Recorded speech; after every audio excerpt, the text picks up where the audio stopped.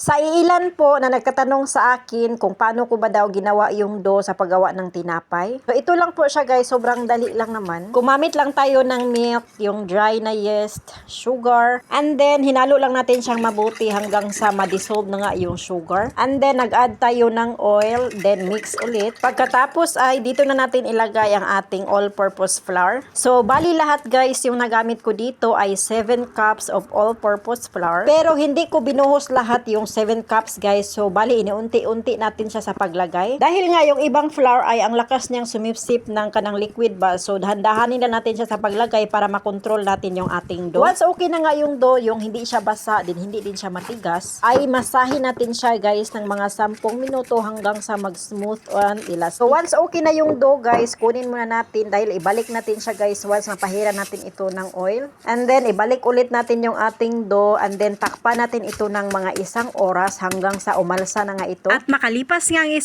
oras guys ay umalsa na nga itong ating dough. So kunin muna natin yung takip and then magbudbud tayo ng kaunting harina para hindi dumikit yung ating dough. And then hulmahin lang natin siya ng pabilog dahil ikakat na natin siya guys ayon sa laki na ating gusto. So ganyan lang talaga kadali gumawa ng tinapay guys. Kaya kung gusto mong makasiguro na malinis yung tinapay na iyong kinakain, so ikaw na lang yung gagawa. Dahil alam ko kung kaya ko, kaya mo rin. Pagkatapos ko nga siyang mahiwa-hiwa guys, ay ayan, pinorma ko siya bawat isa ng pabilog. And then pagkatapos ko nga siyang mapurma lahat guys, ay sinisit aside ko muna yung iba dahil kukuha muna tayo ng isang dough dito. At purmahin na natin siya ayon sa gusto nating tinapay na gawin. So bali sa dough na ito guys, nakagawa tayo ng 5 iba't ibang klase ng hugis ng tinapay. Pero sa videong ito ay ipapakita ko lang sa inyo guys yung isa sa nagawa ko and actually na-upload ko na to. So yung palaman naman dito guys ay nakadepende sa iyo kung ano yung gusto mong ipalaman. Pwede ding cinnamon yung ipalaman mo dito. Pero sa akin yung pinalaman natin dito ay choco cream.